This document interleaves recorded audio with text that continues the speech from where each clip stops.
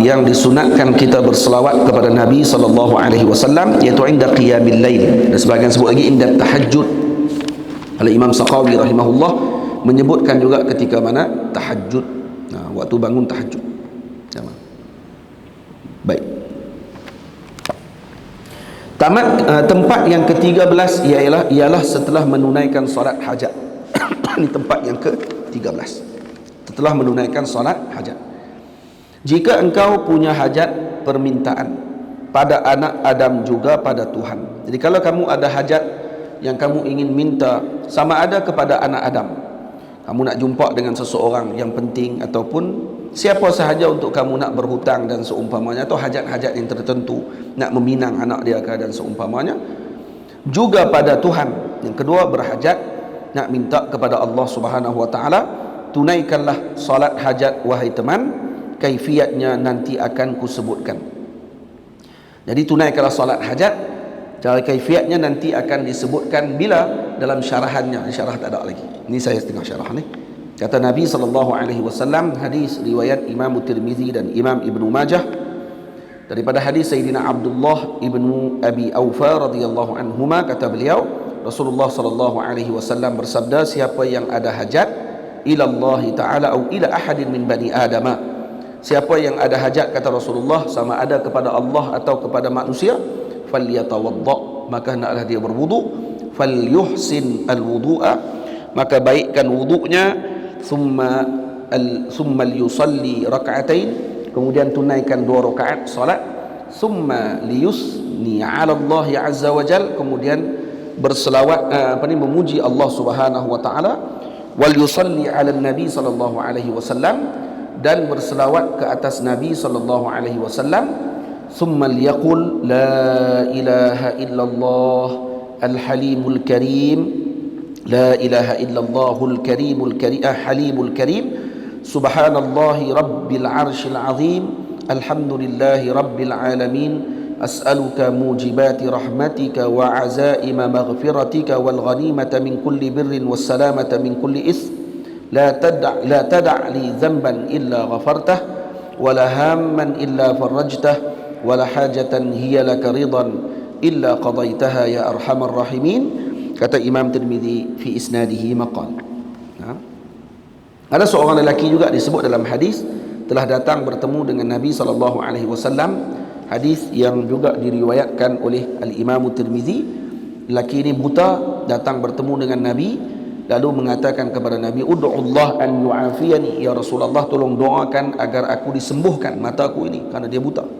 Qala in syi'ta da'autu, kata Rasulullah, kalau kamu ingin aku beri doa.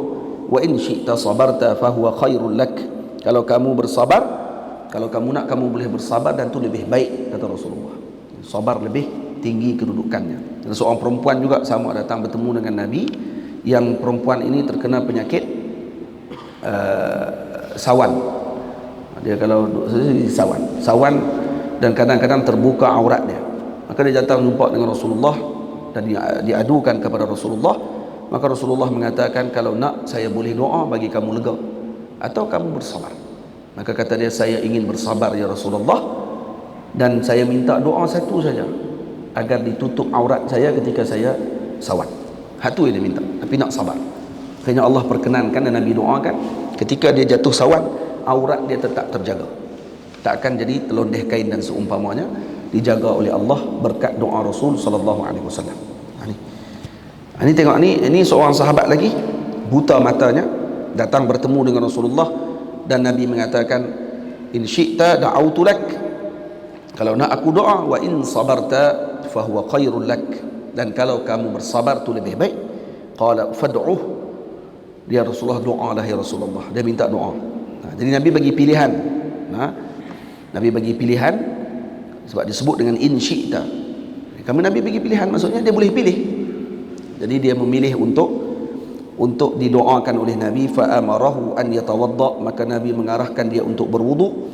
Fayuhsina wudu'ah, maka baik wudu'nya. Wa yad'u bihadzal du'a, kemudian Nabi menyuruh untuk dia berdoa dengan doa ini, Allahumma inni as'aluka wa atawajjahu ilaika binabiyyika Muhammadin sallallahu nabiyyir rahmah sallallahu alaihi wasallam. Ini doa tawassul. Ini tawassul, dalil tawassul. Nah, tawassul apa dia? Allahumma inni as'aluka wa atawajjahu ilaika binabiyyika, ay bijahin nabiyyika, dengan anugerah, dengan keagungan, dengan kemuliaan yang Allah Ta'ala beri kepada Nabi Muhammad sallallahu alaihi wasallam, Nabiyur Rahmah. Kemudian sebut apa? Ya Muhammad. Ini istighatsah. Ya Muhammad inni atawajjahu bika ila rabbi fi hajati. Wahai Muhammad, wahai Rasulullah, inni atawajjahu bika, aku menghadap denganmu, bisababika atau bijahika, ila rabbi, kepada Tuhanku, fi hajati hadhihi lituqdali. Ini nak kata apa ni? Dalam ni ada tawassul, dalam ni ada istighatsah.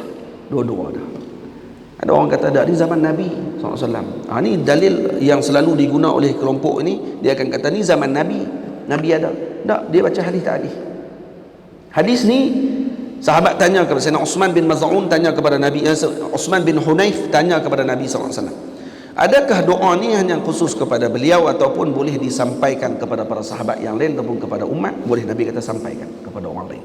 Maknanya beliau, dan tidak ada khusus kepada zaman tertentu. Hatta kalau zaman kita sekalipun kita baca doa macam ni dan Nabi tak ada lagi di depan kita pada ketika tersebut, dan kan tu nama dia istighatsah. Istighatsah maksudnya dia talabul ghais, minta al-ghaus, maksudnya meminta pertolongan. Istighatsah, tamam.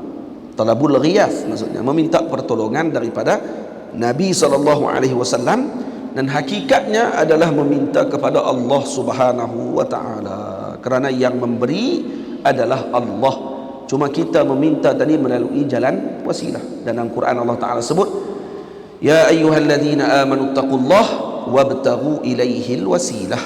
Wahai orang yang beriman, bertakwalah kamu kepada Allah dan mohonlah, dekatkan dirilah kepada Allah dengan wasilah. Allah suruh minta wasilah. Apa? Ada orang kata wasilah dengan makna taqwa. Ustaz, wasilah dengan makna taqwa. Ya ayyuhalladzina amanu taqullah wabtaghu ilaihil wasilah, dekatkan diri kamu dengan wasilah, iaitu taqwa. Dia kata boleh juga, tak ada masalah kalau kamu sebut macam tu, tapi saya nak guna makna lain, boleh tidak? Kaedah dia apa dia? Yang disebut oleh para mufassirin dan juga para ulama Arab, disebut kata kalau digatangkan dengan makna wasilah dengan makna taqwa, jadi kita akan terjemah jadi apa? Ya ayyuhalladzina amanu taqullah wabtaghu ilaihi bittaqwa. Jadi tadi suruh takwa, lepas tu suruh dekat dengan takwa. Jadi makna dia akan jadi apa? Makna dia jadi takkid, menguatkan, betul? Tapi ada kaedah ulama sebut at-ta'sis aula min at-ta'kid. Pegang kaedah tu. At-ta'sis aula min at-ta'kid. Ma makna ta'sis? Apa makna ta'sis? Ta'sis ay ata bi makna al-jadid aula min at-ta'kid.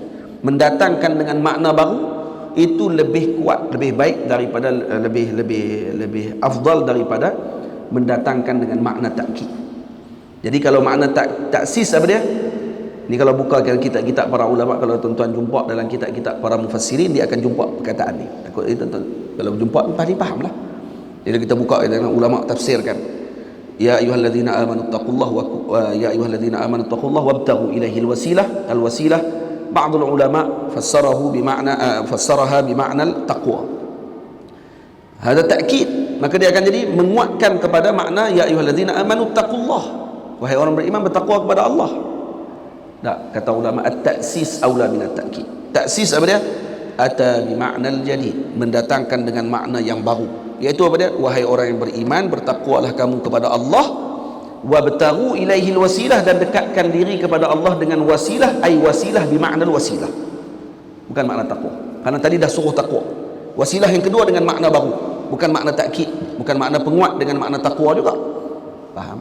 Jadi bila sebut macam tu, maka kaedah ulama sebutkan dengan kaedahnya. Tak jumpa kaedah tu yang jadi cacau merbah habis semua, menjadi kacau bilau, kafirkan orang yang bertawassul, syirikkan orang yang istighatsah. Nak kata macam mana dia dengan hadis ni? Kalau kamu kata dia khusus untuk lelaki ni, mana dalil khususnya? Nabi tak kata khusus, sebab dalilnya Sayyidina Uthman bin Maz'un bila tanya kepada Nabi, Nabi kata boleh cerita ke orang lain sama. Boleh sampaikan juga kepada orang lain untuk berdoa dengan doa ni. Dalil kata ni bukan khusus.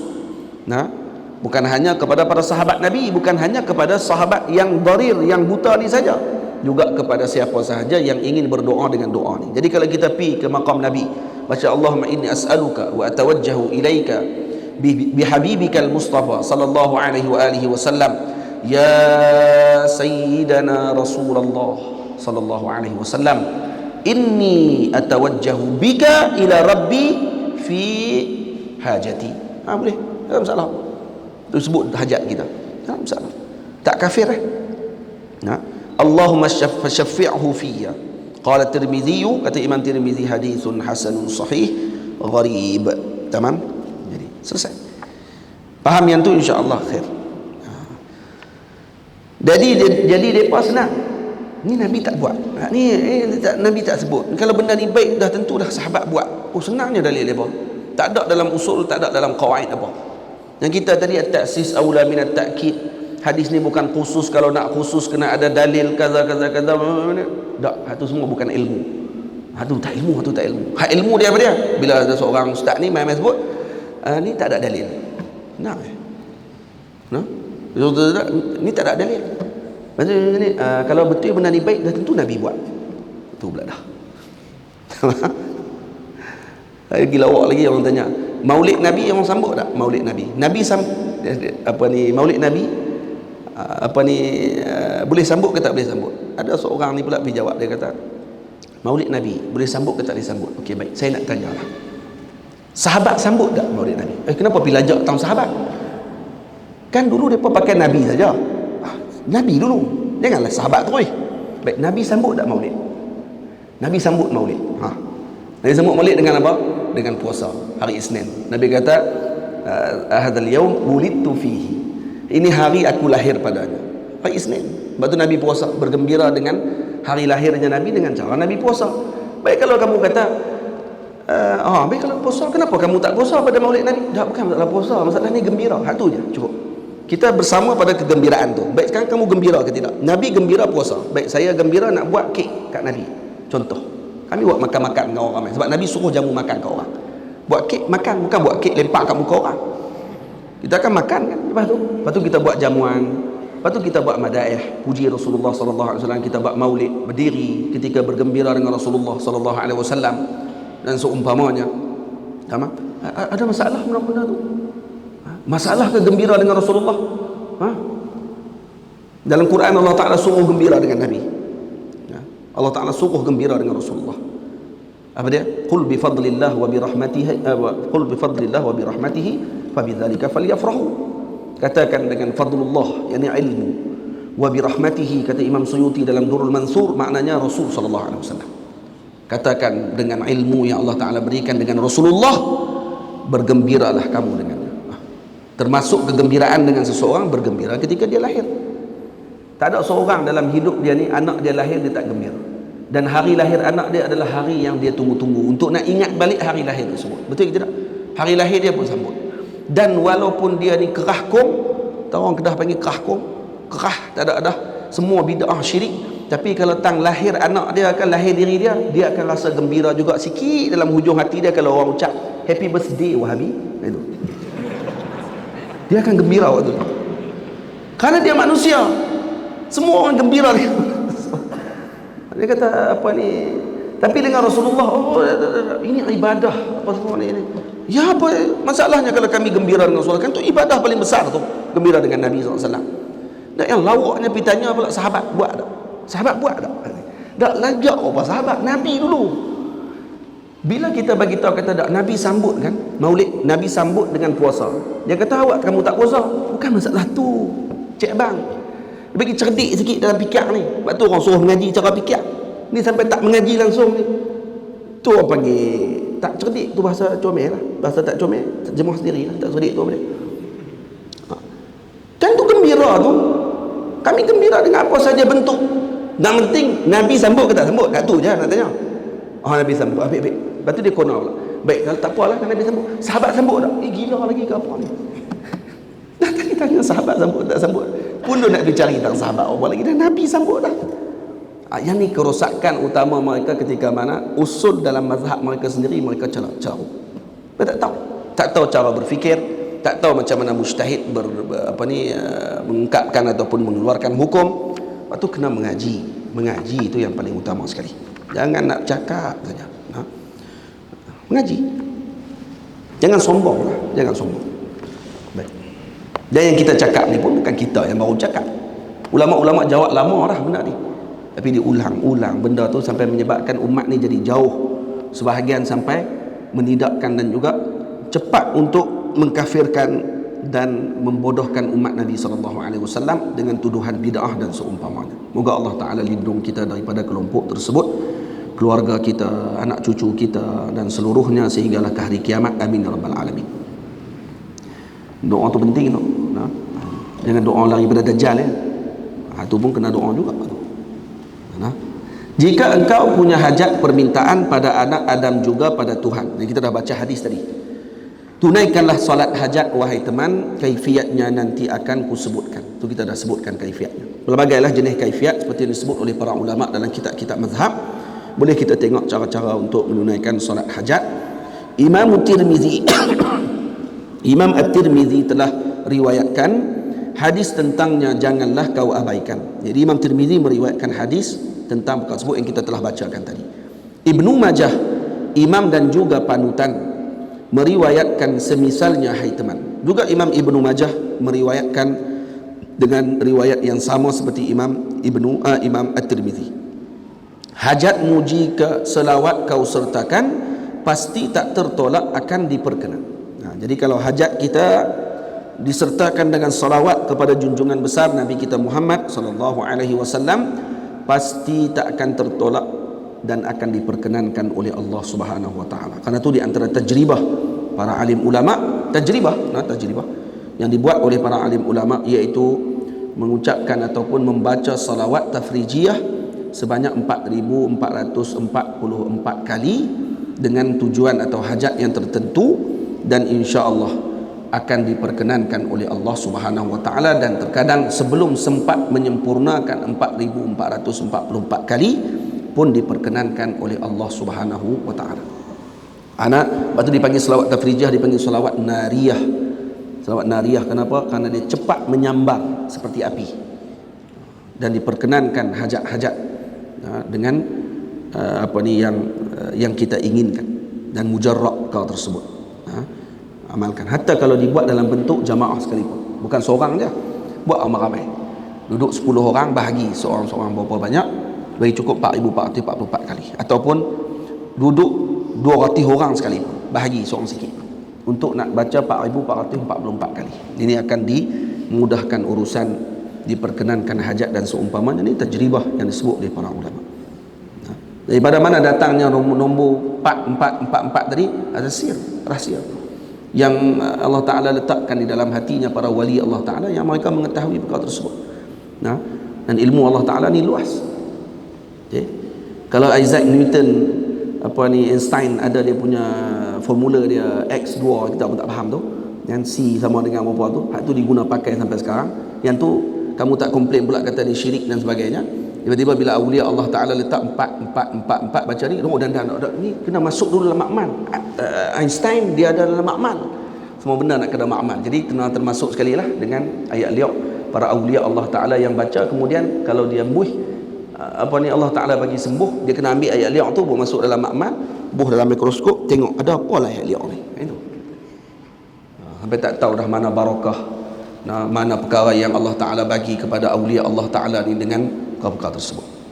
Semua benda sign di depan daripada apa yang telah disebutkan dalam agama. Itu sign. Lepas tu nak kena masuk dalam makmal. Semua benda kena makmal. Apa? Kerana ni duduk depan kepala otak dia, hak tu yang paling utama sekali. Semua mesti dengan makmal. Baik, makmal tu apa dia maknanya? Makmal tu salah satu bentuk daripada tajribah sebenarnya. Makmal salah satu bentuk tajribah. Benda yang boleh diselia dengan makna hakikatus syai' ni adalah benda yang mahsus. Hak ni yang dipegang oleh sebahagian daripada mazhabnya falasifah, yang kata benda yang ada hakikah ni mesti mahsus, mesti boleh dipegang. Kalau tak boleh pegang, kata dia ni bukan hakikah. Hak ni pahaman yang sesat ni. Ni pahaman sesat. Hak tu yang kena masuk makmal. Jadi semua berkat pun dia nak kena masuk makmal. Itu kita tajribah kan, ni sebut ini. Dalam makmal tu pun tajribah. Baik, sekarang ni ulama letakkan tadi dengan tajribah. Kan tajribah tu pun salah satu bentuk daripada yang kamu nak masuk dalam makmal tu. Masuk dalam makmal benda yang mahsus. Baik, sekarang ni ada benda yang maknawi yang tak boleh masuk makmal, tapi berlaku tajribah oleh para ulama. Sama kan bentuk dia. Nah, cuma tak boleh nak pakai otak, tak boleh nak lajak pi. Nah, kes dah tak mengaji, ya tu je masalah dia. Ha? Ini salah satu fahaman daripada fahaman falasifah yang sesat, yang ditolak oleh para ulama Islam pada maksud semua yang mahsus baru haqaiq. Tamam? Semua yang mahsus baru haqaiq. Jadi benda yang tak mahsus, yang tak boleh dipegang dengan tangan dia, tak kira haqaiq. Jadi Allah pun bukan hakikah. Kenapa? Karena tidak mahsus, kata dia. Sampai tahu tu. Fahaman ni dia akan bawa sampai ke situ. Nah, itu kena faham fahaman tersebut yang sampai bawa kepada etis dan seumpamanya adalah kerana kesilapan dalam akar umbi pengajian akidah. Jadi kalau faham tu insya-Allah khair. Tamam. Sebab tu ulama sebut kalam pendeknya haqaiqul asya' sabitatun. Haqaiqul asya' sabitah. Baik, tak apa. Itu bukan tempat perbahasan kita. Tempat ke-14 ialah ketika mengucapkan khutbah yang disyariatkan. Ketika mengucapkan khutbah yang disyariatkan, seperti khutbah Jumaat, seperti khutbah hari raya Aidilfitri, Aidil Adha, seperti khutbah gerhana matahari, gerhana bulan, seperti khutbah istisqa, minta hujan dan seumpamanya. Tamam? Ini antara khutbah-khutbah yang mana disunatkan kita mengucapkan salawat dalam khutbah tersebut. Kata Imam Asy-Syafi'i yang mulia, selawat itu rukun dalam semua. Bukan sunat ni, rukun dalam khutbah, bukan sunat, minta maaf. Rukun dalam khutbah. Kata Imam Asy-Syafi'i yang mulia, selawat itu rukun dalam semua khutbah yang disyariat kepada kita. Ini semua khutbah. Jadi ada sambung tu. Ini kata Imam Asy-Syafi'i yang mulia, selawat itu rukun dalam semua.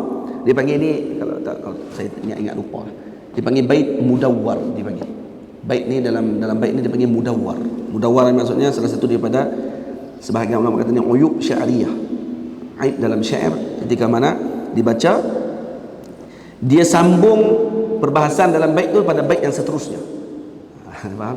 Itu dalam ilmu syair.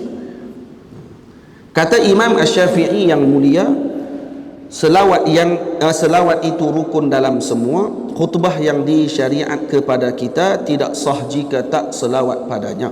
Jadi dalam semua salawat, dalam semua khutbah yang disyariatkan kepada kita tidak sah kalau kita tidak berselawat di dalam khutbah tersebut. Tamam? Jadi Imam kita Syafi'i radhiyallahu taala anhu berpegang bahawa ianya rukun, dan ini qaul yang masyhur dalam mazhab Imam Ahmad. Manakala pandangan kedua mengatakan tidak wajib. Itu kita sebut di sini, khutbah Jumaat dan 2 hari raya, minta hujan dan juga 2 gerhana. Ini antara khutbah yang disyariatkan. Apa dia? Khutbah Jumaat, khutbah 2 hari raya, Aidilfitri, Aidil Adha, minta hujan, istisqa, juga 2 gerhana, gerhana matahari, gerhana bulan. Berbeza dengan pandangan yang kedua, tidak wajib namun ia sunnah jua. Jadi pandangan kedua kata tak wajib, ianya sunnah saja. Ini merupakan mazhab Imam Abu Hanifah dan juga Imam Malik, dan salah satu daripada pandangan dalam mazhab Imam Ahmad ibn Hanbal. Tamam? Itu antara pandangan yang disebutkan tentang perkara tersebut. Jadi dalil-dalilnya banyaklah. Semua saya tak sebutkan secara secara penuh di dalam kitab ini karena untuk meringkaskan. InsyaAllah nanti kalau keluar syarahannya kita akan perincikan perkara tersebut, insyaAllah. Tapi jangan tanyalah bila nak siap syarah itu, jangan tanyalah. Kita tak tahu bila nak siap syarahnya. Baik. Tempat ke-15 ialah ketika malam Jumaat dan siangnya. Kalau kita baca semua sekali dengan i'tirad dan seumpamanya, dengan pandangan 2 mazhab, tarjih mana satu dan seumpamanya, maka tak selesailah 2 hari ni. Ini pun kita duk bimbang nanti. Ni baru tempat ke-12 baru ni. Esok ada sekali lagi saja. Sekali lah, pagi dengan petang. Esok sampai pukul 11.30 saja. 9 sampai 11.30. Sebab kalau buat macam tadi, saya ni agak lelah sikit lah. Tahu. Dia ceramah saja dengan baca kitab lain. Kalau ceramah saja lain tu. Ceramah ya. Ada ni sebab kita baca kitab kan. InsyaAllah esok kita akan doalah moga-moga dapat khatam lah kita, insyaAllah. Tempat ke-15 ialah ketika malam Jumaat dan siangnya. Ini tempat ke-15. Mautin al-qamisa asyara. Tempat yang ke-15 ialah ketika malam Jumaat dan siang Jumaat. Perbanyakkan selawat dan juga salam di hari Jumu'ah, siang juga malam. Dalam bahasa Arab kalau sebut Jumu'ah, Jumu'ah atau Jum'ah, nah, di hari Jumu'ah atau Jum'ah, siang juga malam. Jadi sunat kita membanyakkan selawat, kata Imam Syafi'i radhiyallahu taala anhu. Imam Syafi'i dan juga para ashab Syafi'iyah mengatakan bahawa disunatkan membanyakkan selawat ala Rasul sallallahu alaihi wasallam fi yaumil jumu'ati wa lailatiha. Nah, kenapa? Li'annaha afdalul ayyamil usbu' wa huwa yaumun syarif. Karena dia adalah sebaik-baik hari dalam seminggu dan dia adalah hari yang mulia. Nadaba syari'u alaihi salatu wassalam, maka syari' iaitu Sayyidina Rasul sallallahu alaihi wasallam. Syari' kalau bagi Rasul adalah syari' majazi dipanggil. Syari' hakiki huwa Allah. Syari' huwa Allah. Nabi SAW musyarri'. Kalau disebut sini syari' dengan makna majaz. Ila salati alaihi. Jadi Nabi SAW menganjurkan, nah, untuk orang menunaikan ataupun mengalunkan salawat kepada Nabi SAW pada siang dan malamnya, dan banyak hadis-hadis Rasulullah SAW yang menceritakan tentang perkara tersebut. Kita akan baca sedikit hadis-hadisnya. Imamuna Asy-Syafi'i juga ashab mengatakan bahawa ia mustahab. Jadi Imamuna Asy-Syafi'i juga ashab Syafi'iyah mengatakan bahawa ianya mustahab, yakni sunnah. Disampaikan salawat pada baginda setiap Jumaah, jangan kau persenda. Jadi salawat akan disampaikan kepada Nabi SAW pada setiap Jumaat. Jadi jangan kita bermain-main dengan perkara tersebut dan jangan diabaikan perkara tersebut. Nah, bayangkan ketika disampaikan selawat kepada Nabi SAW, khususnya pada hari Jumaat, maka nama kita akan disebut, juga nama ibu ataupun nama ayah kita juga akan disebut bersama-sama dengan berita tersebut disampaikan kepada Rasulullah. Ada seorang malaikat yang ditugaskan untuk menyampaikan selawat kepada Nabi, yang akan berada di sisi Rasulullah SAW, dan malaikat tadi tugasnya mendengar segala selawat yang diucapkan kepada Nabi. Maka malaikat tadi akan sebut, ya Rasulullah, fulan ibnu fulan, balligh alaika salam. Fulan bin fulan menyampaikan salam kepadamu. Ini selawat kepadamu ya Rasulullah. Maka disebut fulan bin fulan, ibnu fulan. Maknanya disebut nama ayah kita sekali. Sebab itu kata Imam As-Sakhawi rahimahullah, di antara bentuk melakukan kebaikan kepada bapa kita adalah dengan banyak berselawat, karena namanya juga nanti akan disebut oleh Allah. Cuma waktu tahlil, waktu talqin, kita baca dengan nama mak, dengan nama mak. Saya ada seorang waktu tengah duk tengok, ada saudara saya seorang ni meninggal. Kemudian ada seorang pakcik ni duduk sebelah saya. Duduk sambil duduk bagi apa ni, orang bagi apa ni bagi? Peluk tubuh. Peluk tubuh macam ni. Lepas tu dia tengok saya pakai kepiah Tunisia tu warna merah, pakai kepiah. Lepas tu dia tanya, kenapa Ustaz pakai kepiah merah? Dia tak kenal saya pun, saya pun tak kenal dia. Dia kata, kenapa pakai kepiah merah? Saya kata, saya suka pakai, buat macam mana? Dia kata, bukan pakai kepiah merah ni hafal Quran 30 juzuk. Oh, tu kepiah lain kata. Kepiah lain. Kalau di Azhar pakai kepiah merah, pakai serban ni biasanya hafal Quran 30 juzuk. Ya. Kebanyakannya sebab Azhar memang macam tu, daripada budak mereka akan mula hafal Quran baru masuk ke kuliah. Kalau Arab, kalau orang Melayu kita kalau pakai macam tu tak tentu dia hafal Quran lagi. Cuma dia pakai lah waktu konvo, waktu pakai semua tu tak tentu hafal Quran. Saya pun dibenarkan oleh guru saya untuk pakai benda tu, walaupun saya tak hafal Quran, tapi dia bagi pakai. Kita pun jarang-jarang pakai lah, segan kat kita pun. Jadi pakai. Dan serban Azhar pun dia ada beza sebenarnya. Kalau kita tengok Wildan, serban Azhar, Wildan tulis serban Azhar. Serban Azhar warna merah, tapi dia ada bulu di belakang, dia ada tali dia. Tali dia ada warna biru, ada tali warna hitam. Kalau tali biru biasanya pada hufaz, qari, maknanya penghafal Quran. Jadi tengok dekat kopiah tu orang boleh beza. Dia ni qari ke dia ni alim? Kalau dia qari, yang ini pembaca Quran ataupun penghafal Quran atau guru Quran, dia akan pakai tali biru di belakang. Tali biru tu pula bukan betul-betul di belakang, dia akan sengit ke tepi. Tu bukan tersilap buat tu. Saya kita duk pergi perbetul pula tali tu. Tak.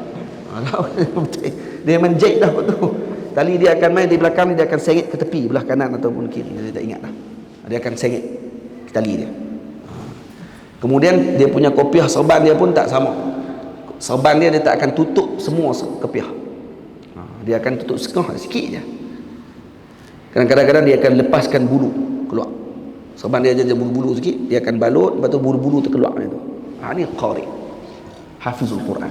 Jadi kalau tengok kopiah tu jangan nak tanya hukum. Tanya apa hukum solat jamaah sebenarnya, dia jamaah habis semua ni. Tak tentu alim lah. Kalau pakai macam tu tak tentu alim. Kerana dia hanya qari'ul Quran. Ini suara sedap, baca Quran, insya-Allah tabarakallah. Hafizul Quran, alim dalam Quran, dalam qiraat, tapi tak mesti faqih. Tapi kalau pakai serban tinggi, tutup. Putih itu tutup merah. Ni alim. Dan belakang dia hitam. Dia tali dia warna hitam belakang. Semua ada tanda-tanda dia. Alim. Dan kenapa ulama Azhar pilih warna merah? Warna merah fihi bahjah wa surur. Warna merah ni lambang kepada kegembiraan. Maka dipakai merah serban dia. Kopiah ni warna merah. Lepas tu kopiah ni putih, kerana putih ni bersih. Yang putih ni bukan warna munafik. Sebab kalau buh warna hitam, kita boleh tipu kalau kopiah tak basuh 30 minggu pun tak ada masalah apa. Sebab warna dia hitam. Tapi kalau buh dalam mesin basuh, bergegak mesin basuh tu keluar daki-daki semua. Tapi kalau kopiah putih, serban putih, kalau tak basuh dalam masa seminggu, orang nampak kata tak basuh. Jadi ini warna yang tak boleh ditipu. Maka orang boleh tengok ini basuh ke tak basuh serban kopiah dia. Itu macam tu maksud dia. Faham? Atau kopiah macam tu pun dijaga. Itu kita kalau nak mengajak dan seumpamanya, ni warna-warna ni pun memberi kesan juga sebenarnya pada pengajaran kita. Kita nak main mengajak, nak main berdaurah ke ataupun nak baca kitab dan seumpamanya, pakailah serban putih. Nak main mengajak ataupun kopiahnya warna putih ke ataupun tak apalah, kalau songkok pun tak apalah. Tapi eloknya kalau pakai serban putih. Kerana apa? Kerana penyampaian kita pun akan jadi terkesan juga dengan warna serban tu. Tapi kalau main mengajak pakai serban hitam, tak lagi dia jadi panglima perang. Dia jadi panglima perang lagi. Sebab tu Nabi pakai serban hitam waktu bila? Waktu perang. Waktu perang, waktu naik atas mimbar. Sebab tu disunatkan bagi orang yang dilantik, contohnya di hadapan sultan dan seumpamanya, pakai warna hitam. Hitam tu warna apa dia? Kerana dia as-sawad. Sawad ni dia diambil daripada perkataan as-sayyid. Kerana dia sawad, dia adalah ketua kepada warna. Sebab hitam dia akan mengalahkan warna lain. Sebab tu dipanggil sawad. Panggil sawadul a'zam. Sebab tu Nabi pakai warna hitam, dan dia tafaul. Nabi pakai serban hitam waktu perang. Kenapa? Tafaul hasan, bahawa tidak akan mengalahkan lagi Islam setelah tu dengan perkara yang lain. Kerana warna hitam tadi tidak akan berubah. Satu lagi, hitam tu tanda kepada tidak berubah. Faham tak? Itu Nabi pakai warna hitam. Semua ada tanda-tanda dan semua ada syarahannya di kalangan para ulama terhadap perkara tersebut. Jadi orang dulu-dulu nak pakai serban pun beringat ni. Nak pakai serban, nak pakai kopiah pun beringat sebenarnya. Saya santri di Zawiyah ada dua aja pakai. Kopiah putih dengan songkok. Yang ni je pelik sikit ni. Tak tahu main pada mana, pondok mana saya pun tak tahu lah. Tiba kopiah hitam, saya pun tak tahu main pada planet mana dia main ni. Yang saya bagi pakai tu songkok macam tu. Songkok lipat tu ni, macam nama apa budak ni? Izzat. Izzat pakai ni. Ni songkok lipat nama ni. Songkok santri. Tu pakai songkok ni tu lah. Saya bagi dua pakai. Sama ada pakai songkok ataupun pakai kopiah ni. Serban hari Jumaat saja saya bagi pakai. Jumaat saja saya pakai. Kenapa tak bagi pakai tiap-tiap hari, Ustaz? Aku suka saya lah. Pondok saya. Dan untuk tarbiyah jiwa tu, bagi rasa rendah diri sikit. Minyak tok guru je pakai serban dulu. Minyak tok guru dulu pakai serban. Hari Jumaat saya bagi pakai serban. Pakai bantu pun tak ramai pakai serban. Dia jadi madualah. Tapi duk pakai dah lah ni, tengok. Lebih besar pada tok guru lagi pun ada. Jadi apa ni, saya bagi pakai itu sebab kadang-kadang pakaian juga memberi kesan juga kepada jiwa seseorang kadang-kadang. Bila dia main duduk dalam majlis tok guru pakai serban, letak pula ridak atas kepala, tu tak ada orang lain nak alim sah. Betul tak betul? Kalau saya izinkan macam tu kepada santri-santri saya, tak ngaji dia apa? Saya duduk kalut dengan baju tu ya. Bagi pula pakai jubah 2 lapis, 3 lapis, 4 lapis, dengan ridak, dengan selendang, dengan bengkung, dengan apa ni, tengkolok, semua dia hantam pakai. Tak ngaji dia apa lah kali. Ni semua pakai baju putih, ada satu lagi baju merah, satu lagi baju biru. Biru warna ni sikit. Lepas tu kain pelikat. Jubah pun dia tak pakai. Dia tak pakai jubah di pondok. Ada jubah? Ada jubah hilal? Ada? Tapi lama tak pakai lah. Pakai kain pelikat je dia. Upaya tu melatih jiwa untuk lebih tawaduk sikit lah. Saya pun pakai macam mereka juga. Saya pun pakai macam mereka. Bukan mereka je pakai. Saya pun pakai macam mereka juga. Kain pelikat, baju santri. Ni baju santri ni orang. Baju santri. Nah, kita santri sampai bila-bila. Sampai bila-bila. Baik. Yang terbanyak disampaikan salawat pada baginda setiap Jumaat, jangan kau persenda. Ini dalam hadis Nabi sebut, min afdali ayyamikum yaumul jumu'ah fihi khalaqallahu Adam. Tuan-tuan jangan salah faham no. Bila saya buat macam tu, saya bukan bermakna pondok lain pondok lain tak betul lah, pondok dia je betul. Jangan salah faham tu. Kita cakap tadi dah hakikah, jelas tak takwil. Nah, ada orang jenis tu kadang-kadang. Jadi dia pergi takwil pula kalam kita. Jadi kalau maksud dia macam tu, dia pergi faham dengan mafhum mukhalafah. Ya, mafhum mukhalafah dalil yang tak disepakati, faham? Dia faham mafhum mukhalafah. Dia tahu kalau ustaz sebut macam tu, jadi maknanya pondok lain tak betul lah. Hak pakai jubah, hak pakai serban jadi tak betul lah. Ustaz je lah paling betul sekali. Ni adalah bodoh tu kan. Saya tak sebut pun yang tu. Saya kata pondok saya buat macam tu. Nak latih dia bagi jadi tawaduk sikit, pasal kemah sangat dan seumpamanya. Ini keluar you apa orang? Ada 4 orang, 5 orang keluar you. Hak nak pergi ke Azhar pun ada seumpamanya. Dia duduk di pondok. Kena jadi pelajar pondok lah. Hak tu. Kena tawaduk. Bab mengaji ni paling penting, paling utama sekali waktu dia main mula-mula tawaduk. Hak tu dulu. Hak tu yang asas utama untuk dapat ilmu. Tak ada tawaduk, tak ada apa. Mainlah mengaji 30 tahun pun takkan dapat apa. Jadi iblis. Asas pertama main mengaji, tawaduk dulu. Kalau dah tawaduk tu, insya-Allah masuknya pelbagai ilmu dan juga pengetahuan dan nur selepas tawaduk tu. Man tawadha'a rafa'ahu Allah. Allah angkat dia dan diberikan ilmu kepada dia. Insya-Allah. Kira dengan masa mengaji kita, dengan ilmu yang Allah Taala ada, tak akan sempat kita. Kita sebut saja mengaji Mesir 16 tahun. 16 tahun betul ke 16 tahun mengaji? Kira-kira balik 2 minit je mengaji. At least semua tidur, tak ikhlas, sombong, riak, tunjuk ke orang. 2 minit je rupanya ikhlas. Kalau kita nak kira betul-betul dengan masa kita. Sehari kalau kita duduk di Mesir, tidur saja 8 jam contohnya. Kalau tidur 8 jam, dah baki lagi jadi 16 jam lagi. 16 jam pula kalau makan saja, minum, tembang, kawan, tolak dah, jadi 8 jam lagi. Contoh, tinggal 8 jam lagi baki. 8 jam tu pula buat apa lagi? Semua 8 jam mengaji, baca kitab. Tak, silap-silap mengaji hanya Allahumma salli ala sayyidina Muhammad dalam 30 minit, 1 jam. Kalau hadir berkelas pula 2 jam, setengah jam tidur contohnya. Macam Wildan, kan? Ni macam mana? Kira-kira balik. Kalau 8 jam saja tidur sehari, 3 hari dah sehari tidur, 2 hari je mengaji. Tu kalau 2 hari mengaji. Kira-kira balik 10 hari dalam sebulan tidur saja. Betul? 10 hari dalam sebulan tidur saja. Tu kalau 10 hari dalam sebulan. Kalau kali dengan 12 bulan, dah jadi 120 hari. 120 hari berapa bulan? Dah 4 bulan. 4 bulan tidur. Duduk di Mesir setahun, 4 bulan tu tidur. Tapi berani kita nak abad ke orang kampung. Saya sebenarnya pergi Mesir, 4 bulan tu tidur. Siapa nak abad macam tu? 4 bulan tidur. Baki lagi 8 bulan. 8 bulan tu pula tolak dengan main, tinggal sebulan je mengaji. Sebulan kali pula dengan 16, rupanya setahun pun tak sampai mengaji.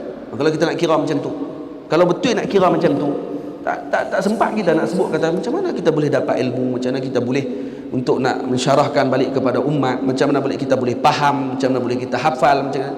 Semua dengan barakah. Itu kita barakah. Barakah dengan masyayikh, barakah dengan doanya mereka, barakah dengan izinnya para guru, barakah dengan redanya guru melihat kita. Itu semua tu barakah. Itu semua kita berharap dengan perkara tersebut. Hubungan kita dengan Nabi SAW, hubungan kita dengan para awliya Allah Ta'ala yang masih hidup, yang telah wafat. Apa? Jadi disambung semua benda tadi. Kira balik dengan waktu kita, tak mampu kita. walau talabna alfa sanah, walau kita mengaji 1000 tahun pun kita tak akan mampu untuk nak dapatkan semua benda tadi. Artinya ma'ruf ulama sebut tadi. Jadi kita akan faham kata la haula wala quwwata illa billahil aliyyil azim. Ada kekuatan dan daya untuk kami menolak kejahatan dan melakukan kebaikan melainkan dengan yang diberikan oleh Allah kepada kita. Itu saja. Jadi kita tak akan sombong. Kita akan belagak kata saya mengaji semua, kata saya lah dapat ni. Kerana ni lah saya dapat ni. Tak ada ni. Tak ada kerana ni tak ada. Kerana Allah. Semua Allah yang bagi. Berkatnya junjungan besar Nabi kita Muhammad sallallahu alaihi wasallam. Itu sebabnya. InsyaAllah kita akan jadi tenang, kita akan jadi redha. Kalau mengaji tak faham pun redha, tenang, usaha lagi, insyaAllah ta'ala akan bagi. Faham? Tempat ke-16 ialah ketika menunaikan solat hari raya diucapkan salawat di antara takbir tambahan. Saya baca takbir tadi. Kata Nabi, fihi qubit. Antara hari terbaik kata Rasulullah, riwayat Imam Ahmad, Imam Abu Dawud, Imam Nasai, Imam Ibnu Majah, hadis daripada Aus ibnu Aus. Kata Rasulullah, hari yang terbaik adalah hari Jumaat. Fihi khalaqallahu Adama. Itu hari Allah jadikan Nabi Adam. Wa fihi qubit. Dan hari tersebut Allah Subhanahu wa taala menjemput Sayyidina Adam. Nabi Adam wafat pada hari Jumaat. Wa fihi nafkhah. Dan pada hari tersebutlah berlakunya nafkhah. Nafkhah apa dia? Ditiup roh. Wa fihi sa'qah. Pada hari tersebut jugalah berlaku tiupan sangkakala. Fa aksiru alayya minas salati. Hari Jumaat lah akan berlaku kiamat. Fa aksiru alayya minas salati fihi. Nah, kerana Nabi kata banyakkanlah berselawat kepadaku di dalam hari Jumaat. Fa inna salatakum ma'rudatun alayya. Karena sesungguhnya selawat kamu akan diperlihatkan kepadaku kata Rasulullah bila hari Jumaat. Maka sahabat tanya, ya Rasulullah, wa kaifa tu'radu alayka salatuna wa qad arimta ay wa qad balita. Rasul, bagaimana selawat akan disampaikan? Kamu telah balita, maksud kamu telah jadi tanah ya Rasulullah dalam maqam. Ini para sahabat memaham kata kalau Nabi duduk dalam maqam bermaksud Nabi akan jadi tanah juga macam orang lain. Maka kata Rasulullah, inna Allah azza wa jalla harrama 'alal ardi an ta'kula ajsadal anbiya. Sesungguhnya Allah melarang dan mengharamkan bagi bumi untuk memakan jasadnya para nabi. Jadi itu maksudnya Nabi akan kekal dalam maqamnya dan akan memahami dan juga disampaikan kepada baginda Rasul seperti mana baginda masih hidup. Sama keadaannya, tak ada perbezaan, malah lebih luas daripada itu lagi. Karena alam barzakh lebih luas daripada alamnya yang kita hidup. Yang tu. Hadis yang lain, dalam hadis disebut oleh Rasulullah, aktsirus salata alayya yaumal jumu'ah. Banyakkan selawat kepadaku pada hari Jumaat, fa innahu yaumun mashhud. Karena itu hari disaksikan, tashhaduhul malaikah. Malaikat menyaksikan hari tersebut. Laisa min abdin yusalli alayya illa balagani sautuhu haitsu kana. Tidaklah disampaikan, tidaklah seorang hamba berselawat kepadaku kata Rasulullah, melainkan akan disampaikan kepadaku suaranya pada mana tempat dia berada sekalipun. Dalam hadis ni menjelaskan kata suara kita akan sampai kepada Nabi. Sebahagian ulama lagi mentafsirkan kata yang sampai yang duduk di Madinah, tapi di sini sebut haitsu kana, umum. Tamam? Sebahagian kata yang duduk di Madinah suaranya akan sampai kepada Nabi, yang duduk di luar akan disampaikan daripada malaikat Allah. Ada dua pandangan lah. Tapi di sini jelas menunjukkan kata sampai terus suaranya kepada Rasulullah sallallahu alaihi wasallam. Qulna wa ba'da wafatika, para sahabat bertanya, selepas wafatmu ya Rasulullah? Qala wa ba'da wafati, hatta selepas wafatku kata Nabi, innallaha harrama 'alal ardi an ta'kula ajsadal anbiya. Sesungguhnya Allah mengharamkan kepada bumi untuk memakan jasadnya para nabi alaihi wassalatu wassalam. Tamam. Jadi apa ni, dalam riwayat dalam kitab Ruhul Bayan disebutkan kata bumi waktu ketika dicabut oleh Allah, ketika mana malaikat maut mengambil bumi untuk dijadikan manusia. Tamam. Bumi mengadu kepada Allah, ya Allah, kamu jadikan kepadaku orang-orang yang nanti akan melakukan kerosakan di atasku daripadaku, kata bumi. Menangis bumi, maka turun hujan, kata ulama. Di dalam Ruhul Bayan ini saya sebut dalam kitab Hadaiq karangan Al-Imam Al-Syekh Muhammad Amin Al-Harari rahimahullahu ta'ala, kitab tafsir beliau yang besar, ada lebih kurang dekat 40 jilid. Kitab tu saya baca setiap Jumaat bukan kitab tu lah saya baca kitab tafsir Nurul Ihsan, tapi dalam kitab tu dinukilkan kisah tersebut. Lagi ada pokok lah ni macam-macam lah ni kan, jenis dengar sikit-sikit je, lepas tu dia raja nak maki je. Dia cerita apa pula kan hujan kan berlaku daripada proses bukhur, air hujan air laut panas, dipanaskan oleh matahari, kemudian naik, kemudian dibawa ke tempat tinggi, kemudian kita pun mengaji sains abang, kita pun mengaji juga. Tak apalah, kita kata ni asal kejadian daripada hujan tadi, katanya daripada tangisan bumi disebabkan kerana tangisan alam ni disebabkan kerana dijadikan daripada bumi makhluk yang akan menumpahkan darah. Maka Allah Ta'ala mengata kepada bumi, tak dijadikan pada kamu juga, daripada kamu juga para kekasih-kekasih Allah. Dan untuk membalas kembali apa yang dilakukan oleh bumi, maka Allah dikembalikan kembali makhluk yang agung-agung ini ke dalam. Maka dimasukkan para anbiya pun di dalam perut bumi karena memuliakan bumi tersebut. Bukankah kita disuruh membenci dengan bumi? Jangan beza bumi dengan dunia. Ini kena bezakan. Bumi. Kalau disuruh kita dibenci dengan bumi, kita suruh hancurkan semua bumi. Tak, kita disuruh menjaga bumi. Tapi tak, kita disuruh untuk mengelakkan diri daripada dunia. Karena dunia bukan mesti bumi. Dunia ni apa dia? Apa saja yang berkait dengan nafsu kita, yang kita inginkan dan menginginkan lari daripada Allah Ta'ala, hadhihi dunia. Karena lawan bagi dunia akhirah. Lawan bagi dunia adalah akhirah. Kena faham lagi elok. Baik. Banyak hadis yang diceritakan tentang membanyakkan selawat kepada Nabi pada hari Jumaat, dan kita baca dalam 3 hadis tadi sudah mencukupi insya-Allah. Dia banyak lagi sebenarnya. Jadi kalau kita baca tak sempat untuk kita nak baca yang seterusnya. Boleh lagi sikit lagi? Boleh lagi? Boleh lagi, no? Tempat ke-16 ialah ketika menunaikan salat hari raya. Ni waktu perdana ni, alhamdulillah ni ibu asatizah, guru-guru boleh main waktu ni kira masya-Allah tabarakallah. Ni waktu kalau tak kepala atas katil ni, ghaibul ghuyub, no?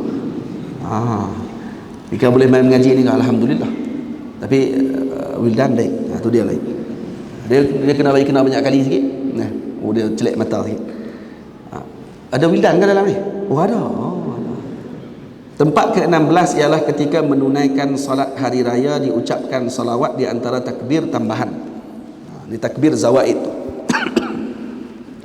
Kan kita baca subhanallah walhamdulillah wala ilaha illallah Allahu akbar wala haula wala quwata illa billahil aliyil azim. Maka sunat selepas ni tambah sekali dengan selawat. Ini pun sunat juga tambah selawat. Zikir di antara takbir jangan tinggal. Tasbih tahmid juga tahlil engkau amal.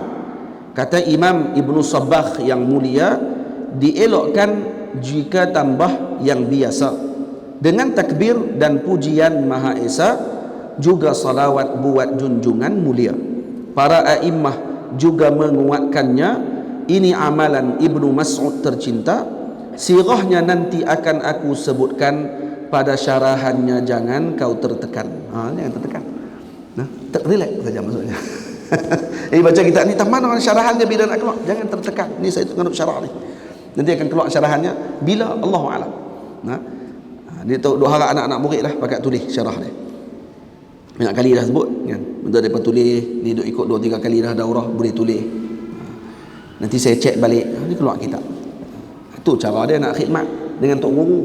Ni tok guru syarah, tok guru dah tulis kitab, tok guru juga syarah balik, tok guru semua dia mati seorang-seorang gitu kan. Anak murid bagilah buat kerja sama.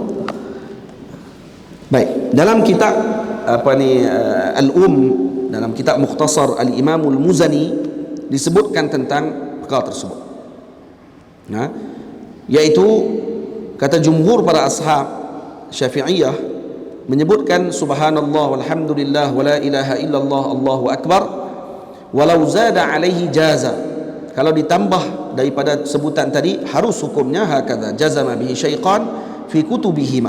Begitu yang telah dijazamkan oleh syaiqan. Siapa syaiqan? Afif? Syaiqan siapa dia? Dalam kitab mazhab Syafi'i qala syaiqan. Syekh Afif dan Syaikhan siapa dia, apa ni, Hilhamuddin, Imam Nawawi dengan Al-Imam Ar-Rafi'i, dua orang Syaikhan, Imam Nawawi dan juga Imam Ar-Rafi'i radhiyallahu taala anhuma. Itu gelaran bagi Syaikhan. Tamam. Wa naqala 'an Ibn Sabbagh, dan dinukilkan daripada Ibn Sabbagh bahawa kata beliau, "Lau qala ma'tadahu an-nasu Allahu akbar kabira walhamdulillahi katsira subhanallahi bukratan wa asila wa sallallahu ala sayyidina Muhammad wa alihi wa sallama katsira kana hasanan." Ibn Sabbagh kata begitu. Imam Ibn Sabbagh radhiyallahu anhu, kata Imam An-Nawawi dan Imam Ar-Rafi'i radhiyallahu anhu mengatakan ditambah dengan salawat kepada Nabi sallallahu alaihi wasallam. Hakadha naqalahu anhu Syaikhan wa aqarrahu. Kedua-dua bersetuju dengan perkara tersebut. Imam Rafi'i pun setuju, Imam An-Nawawi juga bersetuju, ma'a anna fi lafzir rawdah ba'da taghyirin fihi. Dalam lafaz rawdah ada sedikit perbezaan pada lafaznya. Tamam?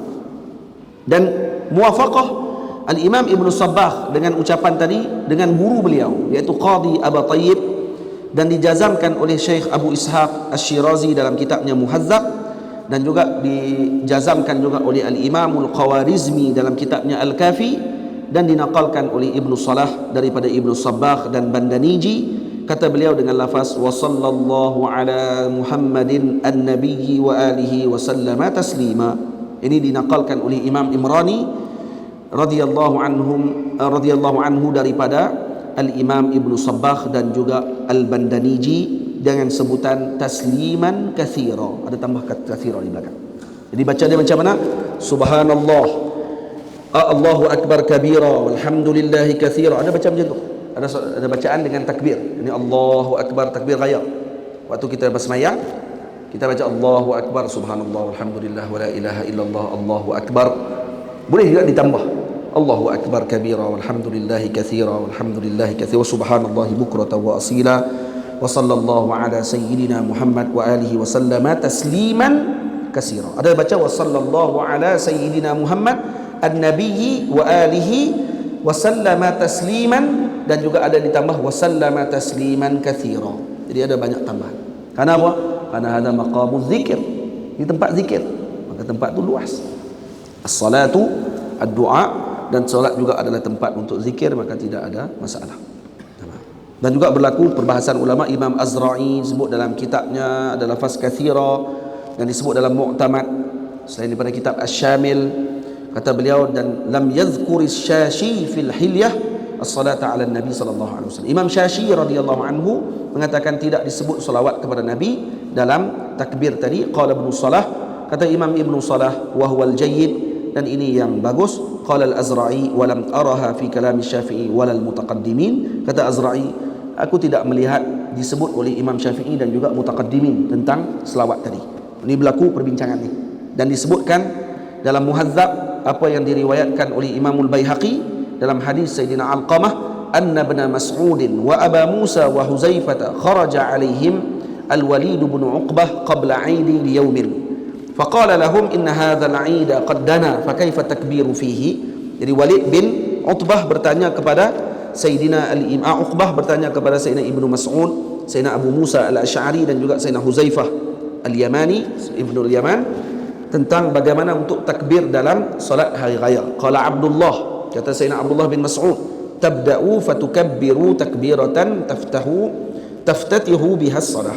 Mulakan dengan takbir seperti mana kamu membuka solat. Allahu akbar kabira, jadi Allahu akbar. Wa tahmadu rabbaka, kemudian kamu memuji Tuhanmu. Wa tusalli 'alan nabi. Tengok, Ibnu Mas'ud kata berselawat kepada Nabi sallallahu alaihi wasallam. Thumma tad'u wa tukabbir wa taf'alu mithla dhalik, thumma tukabbir wa taf'alu mithla dhalik, thumma taqra. Jadi ditakbir 1 2 3 4, yang 7 kali, dan yang kedua 5 kali. Dan kemudian kamu rokok, kemudian kamu sujud, kemudian kamu, dan seterusnya lah, seperti disebutkan tentang solat dalam hari raya. Tamam. Itu maksud. Selesai. Jadi dalam kitab ni, dalam hadis tu disebut oleh Sayyidina Ibnu Mas'ud, summa tad'u summa tukabbir wa taf'alu mithla dhalik. 3 kali ya sebut takbir. Maksudnya bacaan doa ataupun subhanallah, walhamdulillah, wala ilaha illallah, Allahu akbar. Kemudian wala haula wala quwata illa billahil aliyil azim, Allahumma salli ala sayyidina Muhammad. Contoh kalau kita baca macam tu, ataupun seperti yang disebut oleh imam dalam kitab ni, maka dibaca 3 kali saja. 3 kali je takbir. Kita baca 7 kali kan? Itu 3 kali. 3 kali itu dalam mazhab Imam Abu Hanifah radhiyallahu anhu. Manakala dalam mazhab kita, mazhab Imam Syafi'i, maka dibaca sebanyak 7 kali. Boleh.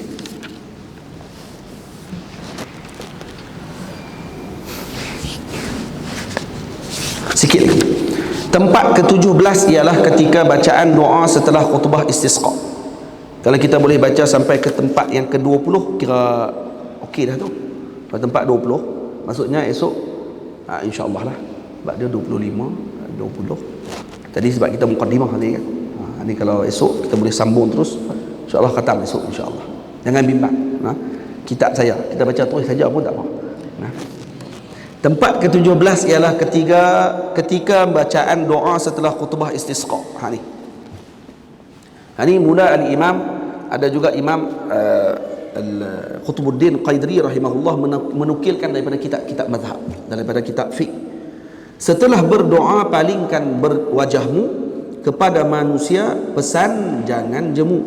Jadi kalau kita nak berdoa waktu ketika pada khutbah istisqa, maka palingkan wajah kita kepada manusia dan pesan kepada mereka jangan jemu. Ini kepada khatib. Tuan khatib kalau kata masa semayang istisqa minta hujan. Tamam? Bila waktu kita nak apa ni, kalau kata dia ada waktu tayammum, dia ada bincang dalam bab fiqh kan, tayammum bila masuk tayammum, kalau kata ayat tak ada lah. Ayat tak ada, kita nak pergi minta hujan. Nak tayammum bila waktu istisqa? Bila Afiq?